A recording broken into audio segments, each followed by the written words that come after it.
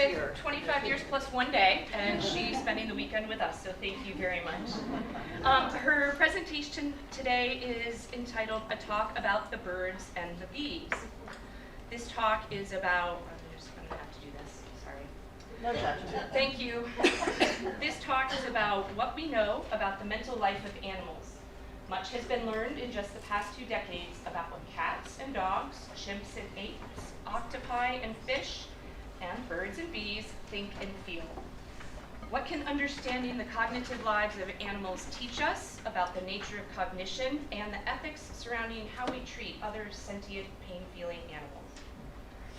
Gagnon is a professor of psychology and health science at Wells. She began her Wells career in the fall of 2004, and this blows me away. As the protests started and the tent community started to build, welcome to Wells. We let our opinions be known. And she fell in love with the campus, the community, and the students ever since. Her academic and scholarly background is in the cognitive and biological areas of psychology, but Wells sparked the interest in psychology of art, positive psychology, and most recently, animal cognition. And this is what we're going to be talking about today. We have a young student with us today as well, future Wells class of 2044. 2044, all right, we got another even. I like it. Dr. Gagnon earned her BA, MA, and Ph.D. at the University of Buffalo, followed by an NIH postdoctoral fellowship in cognitive neuropsychology, I'm going to get this right here, at the Albert Einstein Medical Center Neuropsychology Research Institute in Philadelphia.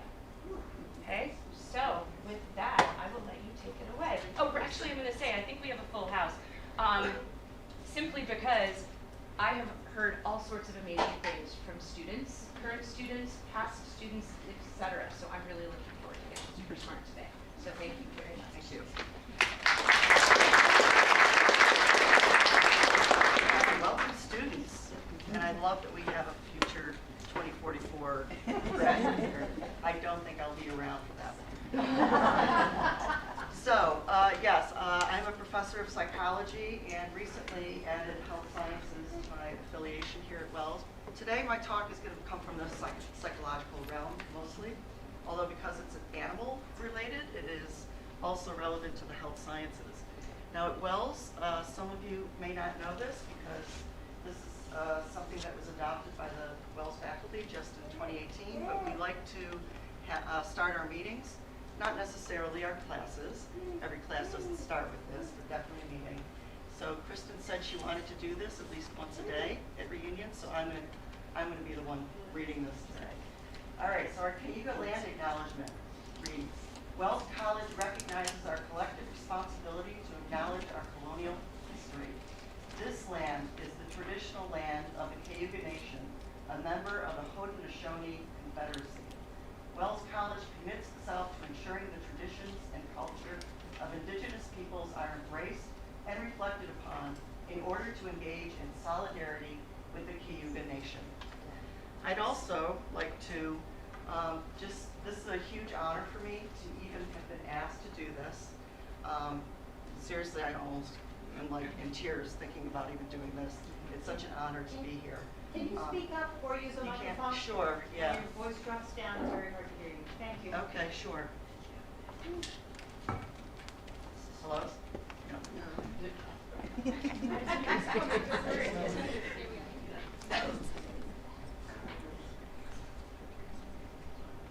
Okay. Better? Okay. I thought I had a pretty loud voice. No, you're turning away from Don't turn away. Okay. A lot to remember now. All right. I would just like to, give tribute and honor to all of those students that Kristen just said such nice things about me, whose paths I've had the honor to share here at Wells. And also those of you who are alums that graduated before I arrived, like Marie and Vicki, and I should start naming people because of course I can't get everybody. But I'd also like to say what an honor and privilege it's been to share, or to cross paths with you all. And I'd like to dedicate this reunion college talk to the memory of Ariel Lawson, class of 2008. Those of you who know Ariel know that she would have been here, for sure. If you didn't know Ariel, then think Rachel Porter. Would Rachel Porter not be here? No. Ariel would have been here. And I did have the privilege of crossing paths with Ariel actually we entered in the same year of 2004. So she and I graduated together in a way. Okay. I'd also like to start by mentioning this woman, Margaret Floyd Washburn, who was a Wells faculty member from 1894 to 1900. She was this is a really huge deal, folks, she was the first woman to earn a Ph.D. in psychology in the world. Okay. Yeah, that's a huge deal, especially given the time frame, right? 1894, she received her Ph.D. from Cornell University. Yes. And then her very first position, as soon as she left in Cornell, was to travel 25 miles down the road and become the first chair of the psychology and philosophy departments at Wells College. Yeah. So anybody who's taken, who's graduated in psychology from Wells knows about this woman because I make sure they know it. It's something to be very proud of. But today, I want to make a further point that not only is she the first PhD, female PhD in psychology, but her field of study was the animal mind. She was so ahead of her times. And this book just celebrated its 100th anniversary in 2008, and there was a tribute written to this volume because it is still contemporary. She was so ahead of her time. It's still relevant. Of course, there's been a lot of findings and different approaches to studying the animal mind, but people still refer to this textbook, The Animal Mind, published in 1908. So, I wanted to jumpstart with this because it's because of Margaret Floyd Washburn, partially, that I decided to offer a course in animal cognition in the fall of 2022. First time that this course has been offered since Margaret Floyd Washburn was here, to my knowledge. Okay, so I want to start with that. Why now? Why, so, since 1908 we haven't offered the course. Why now are we offering it? Well, another thing that you might not know, if you graduated a while ago, is that we have an awesome health sciences program that has developed in the last decade or so. And part of that program, of course, health sciences deals with human health, but equally strong here at Wells is a focus on animal science and pre-vet. We've had a number of students go off into very competitive veterinarian programs, which is a huge accomplishment because there's only 5 vet programs in the country, and it's as competitive, if not more, than getting into medical schools. Leah's agreeing. So, alums, if you want to donate some money, this is the ask. Just kidding. But we do have, here's some pictures of, and I made up this acronym just last night, PVAS. We're going to call it PVAS, for Pre-Vet Animal Science at Wells, because we like acronyms, right? So anyway, here's 4 of our current students. We've got Justine. Oh, Rachel, you just missed my call out to you. Oh, you were here? Okay. An open spot. Perfect. All right, so we've got Justine, Kendra, Caitlin, and Georgia, all current students at Wells, interested in animal science and pre-vet. So we've got this critical mass of students who are really interested, and that was one of the impeti for offering the course.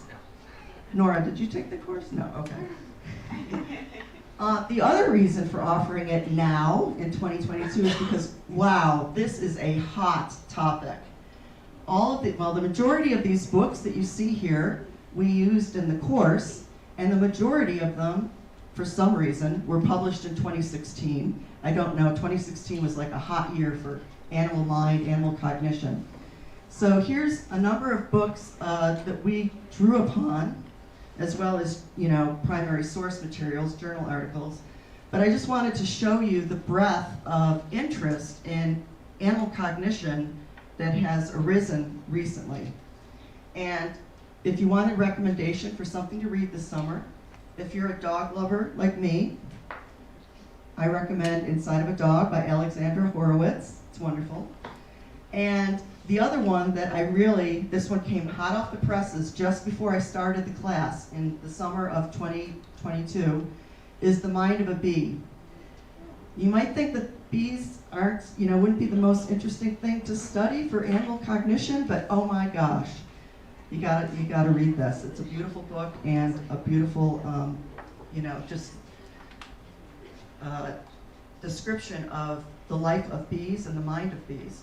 And then, of course, there's My Octopus Teacher, if we go into the media realm, which won the Academy Award for Best Documentary in 2021. Probably some of you have seen it. There's just a huge interest right now in contemporary culture on animals and animal life, animal minds. And then finally, why now? Well, because I'm a dog lover, and I've always had 2 dachshunds in my life for the past 25 years of my married life. They came into my life with my partner. And so these 2 handsome men, Oliver and Marco, are part of the reason for me wanting to personally learn more about animal minds. And then the other reason, personally, is because I've lived in Ithaca for 25 years as well. And if you live in Ithaca, you cannot help but be influenced by the Cornell Lab of Ornithology and become a birder. If you don't, then you're just not paying attention. So I've become an avid birder and become fascinated in bird behavior, and because I am a cognitive psychologist, bird cognition and mind. So yes, and the last reason for me personally is I'm a cognitive psychologist, and I've always studied human cognitive psychology. It makes perfect sense that should study animal cognitive psychology as well. So in this course, we covered a wide range of animals, the animal kingdom.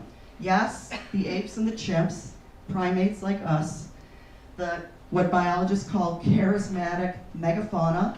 There, you've already learned a phrase today in class. Anybody know what the charismatic megafauna are? Deer. Elephants. Deer. Yeah, sure, deer. Yeah. Bears. Lions, tigers, bears. Oh my. Also, they're not too mega. I think they are. They're charismatic. I'll give you that. Elephants, giraffes, zebras, Whales? rhinoceri, whales. Sure. Yeah. Hippos. Hmm? Hippos. Yes, rhinoceri and hippopotami. Dogs and cats, of course. I could not cover that. And then, here's another thing you'll learn today. It's actually appropriate to say fishes when you're talking about multiple fish species. So fishes, and it's also appropriate to say octopuses and not octopi.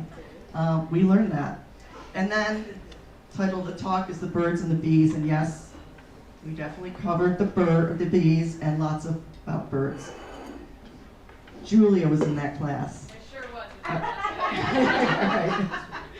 I knew somebody in this room took this course.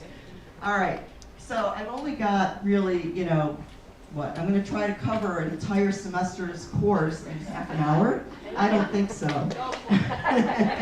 Right? I can't possibly do that. So I was a little bit challenged to figure out how I was going to do this. So I thought, let's take the Wells imperatives. Think critically, reason wisely, act humanely. And this course actually turned out to be the perfect course for addressing all 3 of these imperatives. So that's how I'm going to structure this talk. We'll start with thinking critically. All right, so anybody familiar with Alex the gray African parrot? Okay, he's a very famous parrot. I'm going to show a little clip. I've got 2 or 3 clips to show to illustrate. And here it is. So here's the first one. I want you to take a look at this clip about Alex and what he was able to learn and how he was able to learn it. And just think critically about what you're hearing and what Alex did. My first grant proposal came back asking me what I was smoking. You know, what is this woman smoking? These birds were known to be mindless mimics. My colleagues thought I was completely nuts. It was really hard. It was really hard. Irene had taught Alex the words for several objects, but so far only she could understand him. To prove he was actually naming the objects, she devised a blind test. Her student, Robert, asked Alex to name a handful of things Irene couldn't see. Irene wrote down what she thought she heard Alex say. If she can hear what he's saying, then it would indicate that he is making these vocal distinctions and Irene is not insane. Alex nailed it. Irene deciphered every word correctly. It was proof Alex wasn't mimicking words, but truly identifying objects. Starting to build a vocabulary, the first step in communication. It was amazing. But despite his progress, research into animal intelligence was facing increasing controversy. There was tremendous reluctance to any claim that other animals had language. People regarded language as the jewel in the crown of human cognition. And you don't want to pass that jewel around to other creatures. There seemed to be this idea that animals were picking up on cues from you about what to say or what to sign, with the consequence that it was meaningless. Irene needed to keep building her case for Alex's intelligence. He was mimicking our vocalizations, but the fact that he knew that paper referred to one object and key referred to another meant that he understood there was a one-to-one correlation between these sounds and these objects. Yes, he was mimicking speech sounds, but they weren't random. And of course, the more different things that he could label, the more impressive that ability became. They kept working. What matter? That's right, Alex. Whoa. And within a year, Alex could name 7 objects, 3 colors, Yeah. and 2 shapes. Corner. Good carrot. And Irene finally got good news. A funding panel at last recognized Alex's potential. I had somebody this time on the grant proposal who was studying bird song, who basically said, look, we got these little birds with brains the size of a pea, and they learn 400 different songs. This parrot learned a couple of words. Give her some money for a year and let's see what happens. People saying, yes, this is valid research, this is valid science. So exciting. Irene and Alex were on their way, and Alex's vocabulary exploded. What? Good birdie. You realize that if he starts playing with sounds, he's going to get a lot of attention. Alex was experimenting with sounds, just like a babbling baby. He'd say, chain. And so we put together a paper clip chain. And he's going, wow. And then he'd say, grain. And we're going like, oh, well, we give him some seed, grain, here's grain. What matter? Well, it's like a rock. What is it? What is it? What is it? Chalk. Chalk, good boy. Good parrot. Soon he moved far beyond just playing with sounds. Alex voiced his own desires. What do you want? Cork. Want cork. Okay. Want some water? Okay, you can have some water. He then started to express when he needed a break from the classroom. You want to go back? Okay, that's fair to ask to go back. That's a fair reward.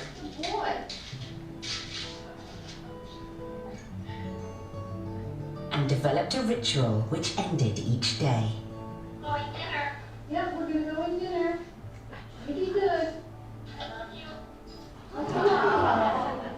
I love you was part of a good night routine. It's going to get dark, but as long as we have this little routine, everything is safe. I love you too.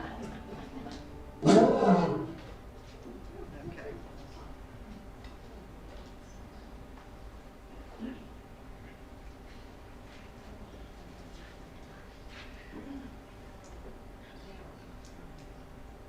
Okay, now I need to find my.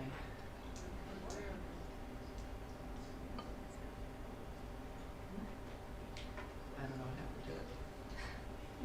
Okay, we'll just go through it.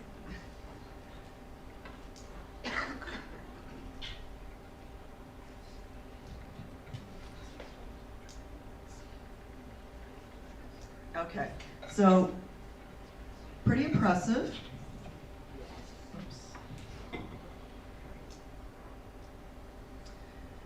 Pretty impressive, except, is Alex really doing language? So they're claiming that the parrot's doing language. I would argue, and many have, that he's learning a one-to-one association between, you know, he's able to make vocalizations, which really impresses us, right? An animal that is able to make vocalizations in response to a stimulus. But is that really any different than my dog being trained to give me, you know, I teach him the name of a toy and he goes and gets it, or I train him to give me his paw for a treat? Really what Alex ended up doing is, over the course of 30 years, this was a 30-year experiment or study, he learned a whopping total of 150 words. That's less than, you know, a 3-year-old. So I'm not to take it away from Alex, and we just saw this wonderful clip of all the amazing things he's able to do. But we need to think critically, is the thing here. And this is not really language, right? He's been operantly conditioned to learn to say, to use his response capacity to respond when he is shown something, and ultimately to be trained to ask for things as well. And does he really love Irene Pepperberg?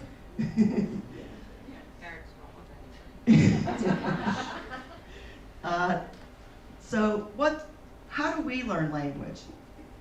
Did anybody here teach their child language by rewarding them with rewards? No, kids just hear language and they learn it like sponges, right?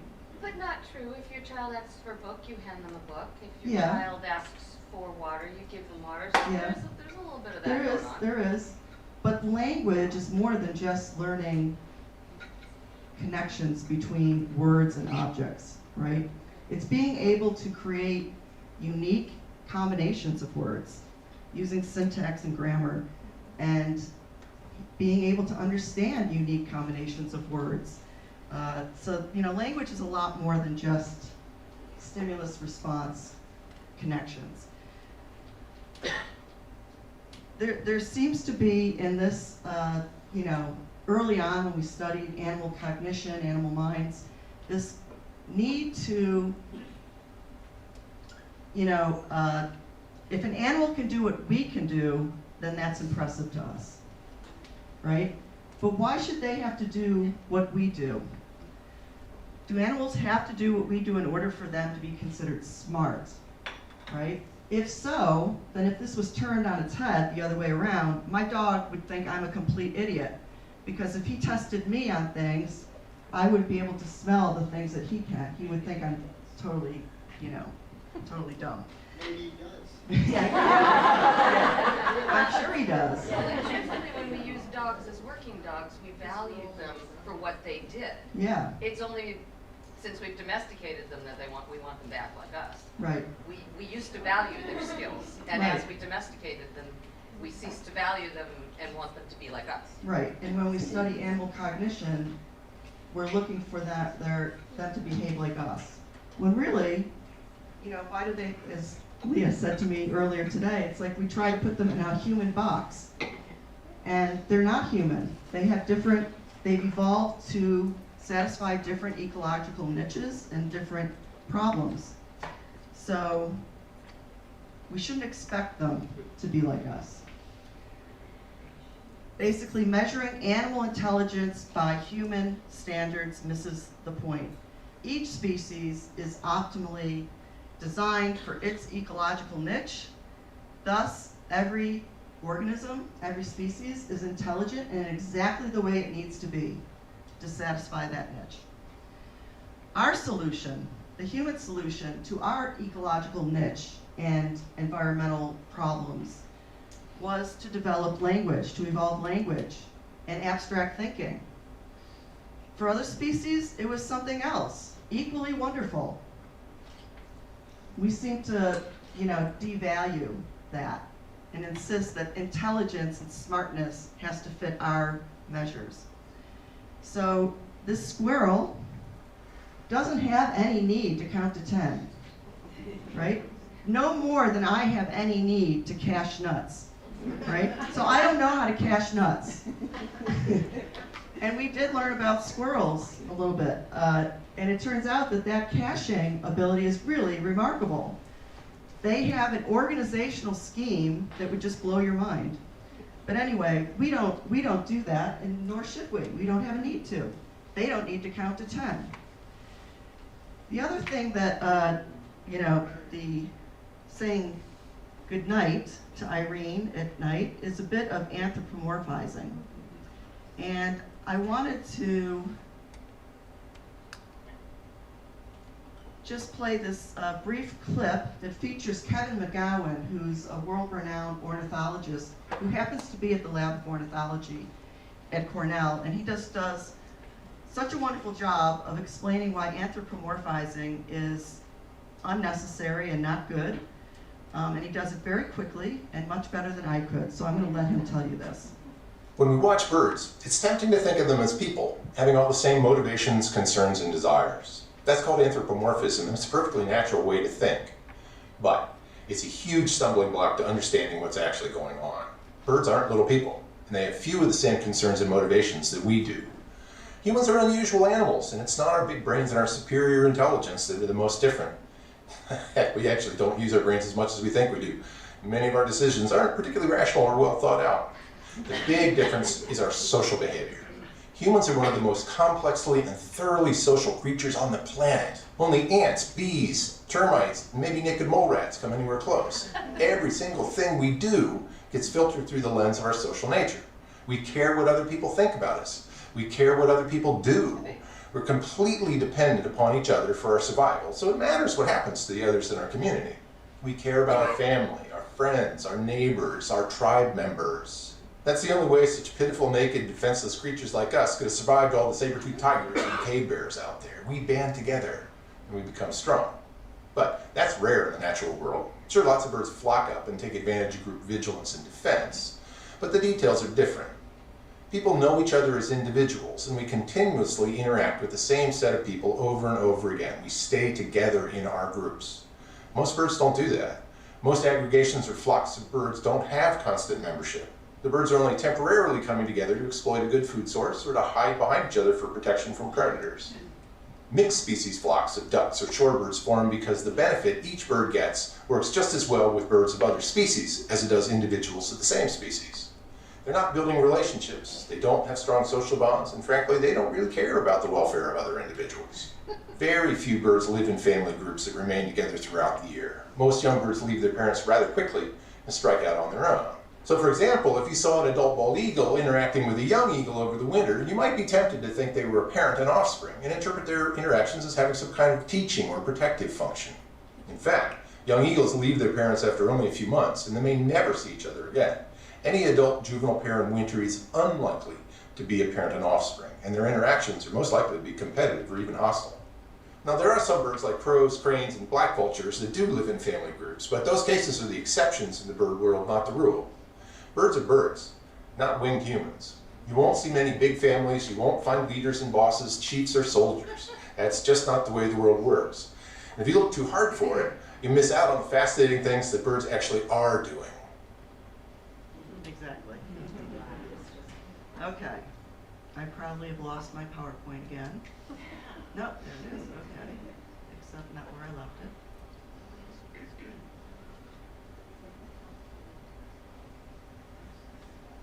Sorry for the technical difficulties. We understand. All right, so think critically. Think critically about what you're seeing birds do or other animals do, and don't try to put them into the human box. Value them and interpret what they're doing on their own grounds, their own values. So, next up is reason wisely. Reasoning. Answering questions like, why did the chicken cross the road? All right, so reasoning wisely, as scientists, this is one of the lessons that we learn in this class, is to make observations, pure, structured observations, the who, the what, the where, the when, the how, but not to make inferences too quickly. We've got to start with observations before we can move on to inferences. Inference is a reasoning tool. Logic, right? Making assumptions or drawing conclusions about intent, motivation, purpose, function, etc. So let's try our hands. I thought we would try our hands at doing some observation versus inference. So we'll do a little warm-up, and then I'm going to show you a clip where we can see two birds in action. So is this observation or an inference, do you think?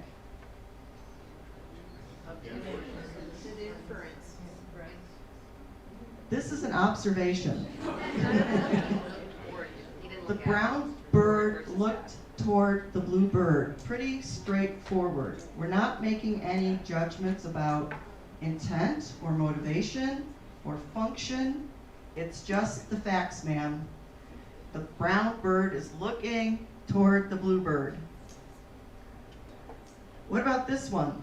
The nestling begged for food. Inference? Motivation. The word beg. Exactly. The word begged is an inference.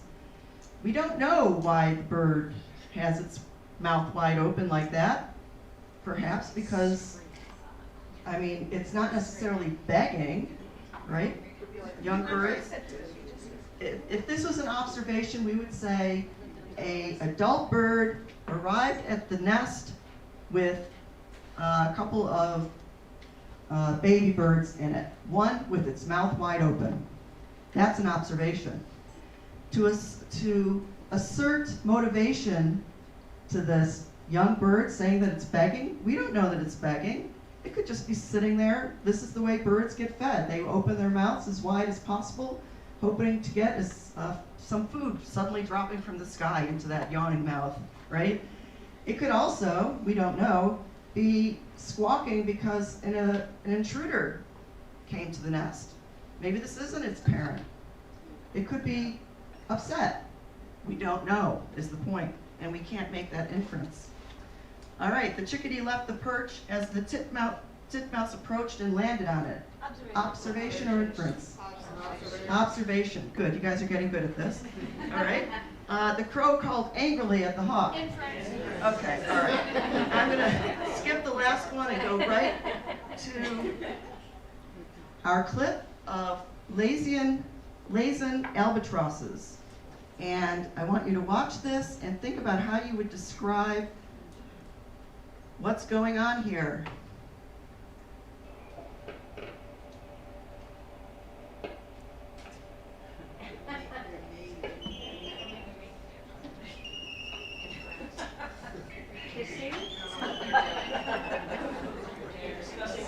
They're bobbing.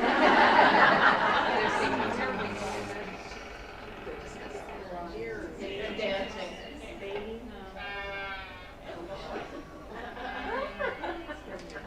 They're mirroring. Also be like showing off. They're mirroring. We're discussing the deficit.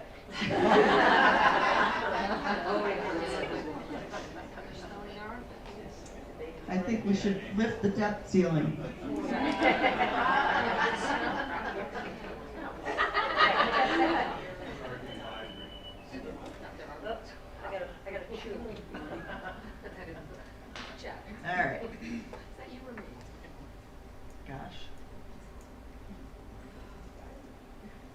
try to do it this way.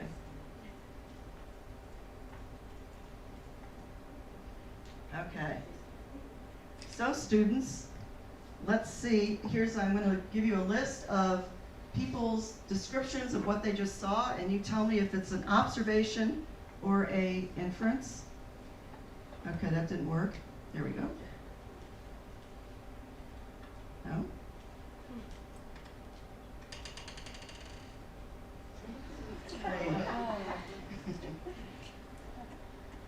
I obviously need some training.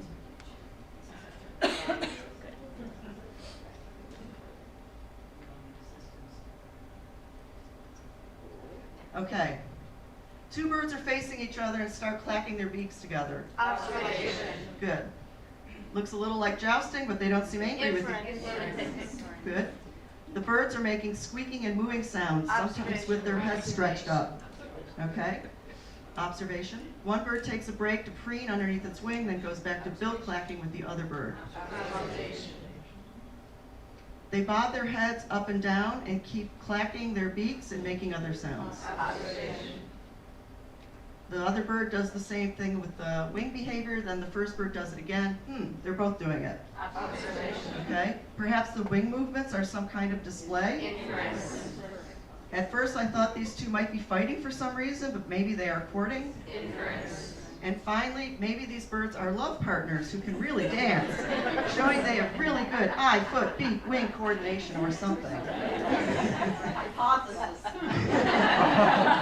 All right, clearly an inference. What do you guys think was going on? I'm allowing you to infer now. Some sort of courtship? I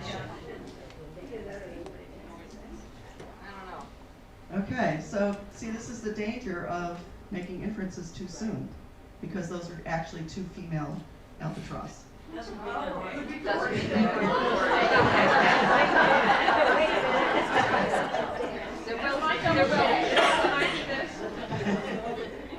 All right, it turns out that albatross really they need two parents to raise an egg. It really is a lot of work, and it requires at least two. And unfortunately, the male parent often leaves the nest for several days to go gather their food, and sometimes never returns because it gets killed off. It's a tough world out there. I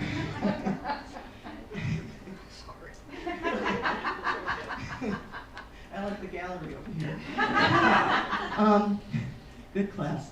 So, sometimes two female albatross will engage in a courtship dance like this, so that in the event that the male doesn't return or doesn't return in time, there can be two females to watch the egg.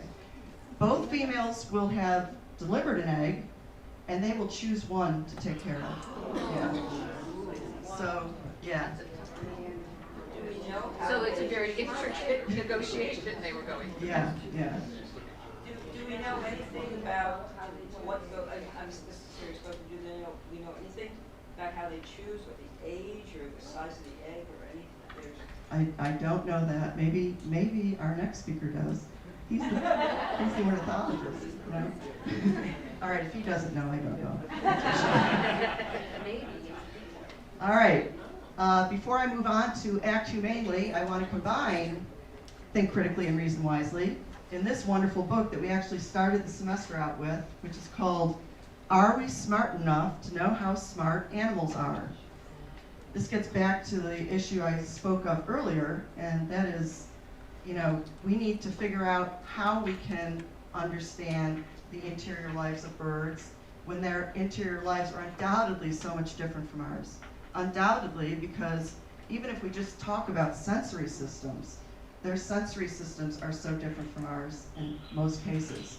So, for instance, snakes see in the infrared region of the electromagnetic spectrum. We do not. I'm sorry. Yes. Honeybees see in the ultraviolet region of the electromagnetic spectrum, and we don't. Dogs and cats and goats, oh my, all smell so much, like a million times better than we do. So when I'm taking my dog on a walk and I'm like trying to get some exercise out of it, and that dog wants to stop and sniff, and I'm pulling it along, that's like the cruelest thing I could be doing. One of the books we read likened this, actually it was the inside of a dog, likened this to, imagine somebody showing you a really interesting photograph, and as soon as you start to look at it, they pull it away. That's what you're doing with your dog when you're like pulling it away on its walk. So anyway, our interior lives are undoubtedly so different from other animals, even if we just consider the sensory systems differences. And some animals have sensory systems that we don't even have. Like think of sonar in whales, electrolocation in bats, the electromagnetic capabilities of migratory birds. We can't do any of that stuff, and you know, that undoubtedly plays a huge role in their interior lives. So anyway, this book taught us all about asking the right questions to get at an understanding of what is going on inside of birds, inside the animal mind. Are we creative to know enough to know how to design tests and ways of testing animals to get to the truth of that matter? And are we creative enough, smart enough to ask the right questions? Because we don't know what we don't know, right? We have to be smart enough to think outside the box and ask the right questions, because that's going to determine the answers that we get. And then designing tests that make sense to the animal. So a lot of times in our studies of animal cognition, we present tests to these animals that have no meaning to them. And so, you know, of course we're not going to get very good answers back. We need to provide them with tasks that they can do and that make sense to them. Here's a classic study called the two-string pulling task that is a test of cooperation. So for the elephants to get the food, those bananas there, they have to cooperate, each one pulling on its string, on its rope, in order to pull the food closer to them. They're prevented from getting to the food by that fence. And if only one of them pulls the rope, then of course it's not going to pull the food along with it. They have to cooperate. So this is a very intriguing little task that's been used a lot, not just with elephants, but with birds and chimps and all sorts of animals. So this is the kind of test that actually makes sense, that the animals are able to do, and that it does show an element of ability to cooperate. I think for the sake of time, I will pass on this last bit of wisdom and skip to act humanely. So one thing that we watched in class to get at acting humanely with the animals that we're working with is a really intriguing documentary that came out called Project NIM. NIM was, full name was Nim Chimpsky, named after the famed linguist and political commentator Noam Chomsky. So NIM was actually a very sad case. They took Nim from his mother at 2 weeks of age, and in the documentary they show this, and it was extremely distressing to the mother. They wanted this was an experiment done by a Columbia University psycholinguist named Herb Terrace, and the intent was to see if we raised a chimp from birth, basically, in a human household, would it learn language, right? Again, we're trying to see if we can make an animal be like us. And they really took this to the extreme. As you can see, this was done in the 70s, not smoking a cigarette, he is smoking a joint here. And this was illustrated and literally depicted in the movie. So yeah, he lived with a family that Herb Terrace was one of his former students, and her name was Stephanie Lafarge, and she was married to a poet. They lived a fairly bohemian lifestyle, had 5 children of their own. Nim never liked her husband, would bite him, etc., which ended up, ultimately Nim had to be taken from the home.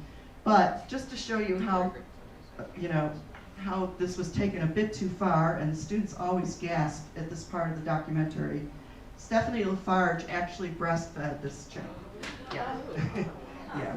So, you know, it's a cautionary tale of an experiment taken too far, right? And ultimately, it really failed terribly because this chimp grew into a very strong and powerful animal that became destructive and hurt a lot of people. So anyway, they ended up having to take him away. The experiment, he did manage to learn some sign languages, just like Alex the parrot. But ultimately, I'd say that the experiment and what Herb Terrace concluded was that chimps do not learn language, that, you know, it was a failed attempt.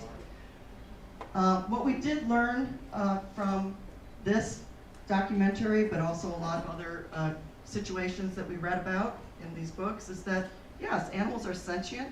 They feel pain. They have nervous systems. They feel pain. They do have emotion. They do have a social life. And we saw again and again that they have individual personalities. All of this means that we have an imperative to treat them, right, with respect and humanity. We have a moral imperative to treat them as such. And some of the lessons that we took home is that just like with our human subjects, we need to view them more as participants and not as objects, right? They deserve as much. And Alexandra Horowitz, who wrote the Inside of a Dog book, suggests, you know, actually giving names to our animals that we're studying, and why not, right?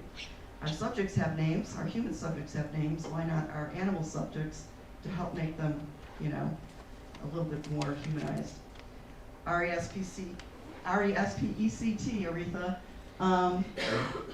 Another thing that we learned is that when you test animals under duress, here's a classic study that is, or a technique that is used in psychology, which is called the Morris maze, water maze, where a poor rat is put into a pool of water and needs to swim furiously around to try to find a platform that is submerged just below the surface so it can't see it. And this is very frightening to the rats.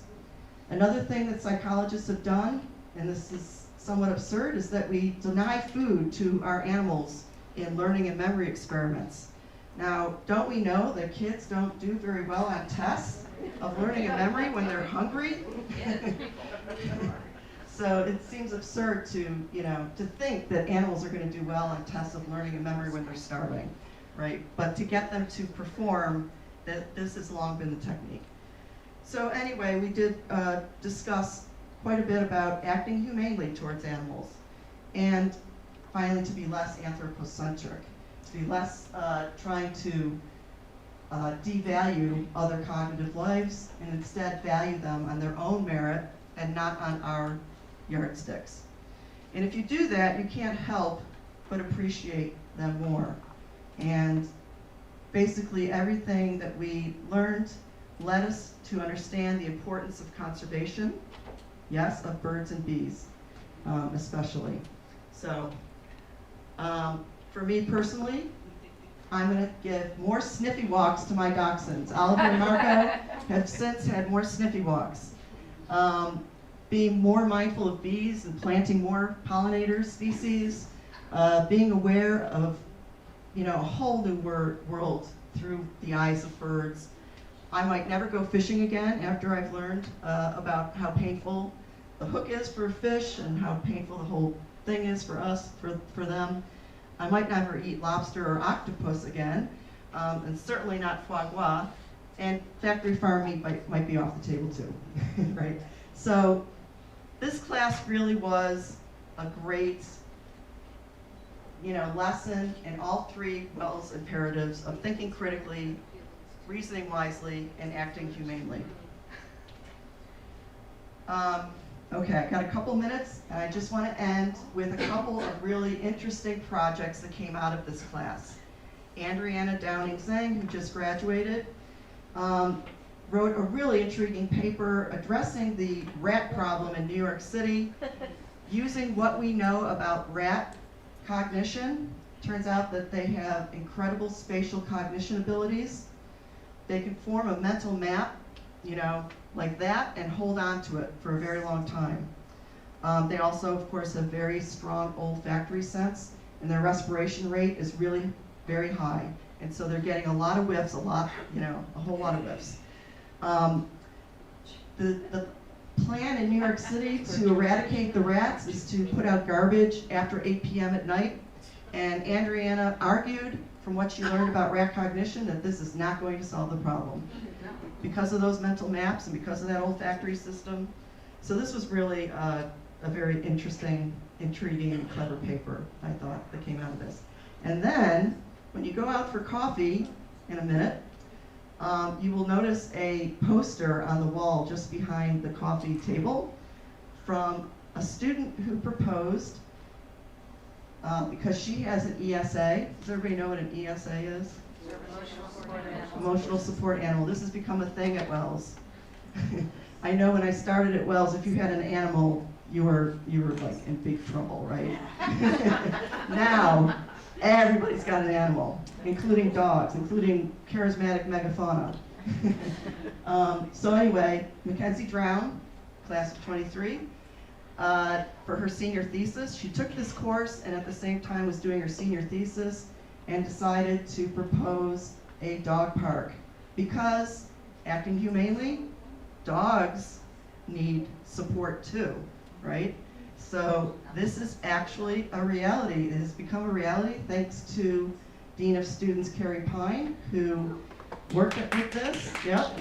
So if you walk in front of Dodge, you will see that dog park underway, being constructed as we speak, so please check it out. Okay. I didn't mean to include this, actually. This is just a fun picture of goats and trees and how animals adapt to their environment. This is in South Morocco. And yes, goats can climb trees to solve an ecological problem, like needing food. So anyway, I'll stop there.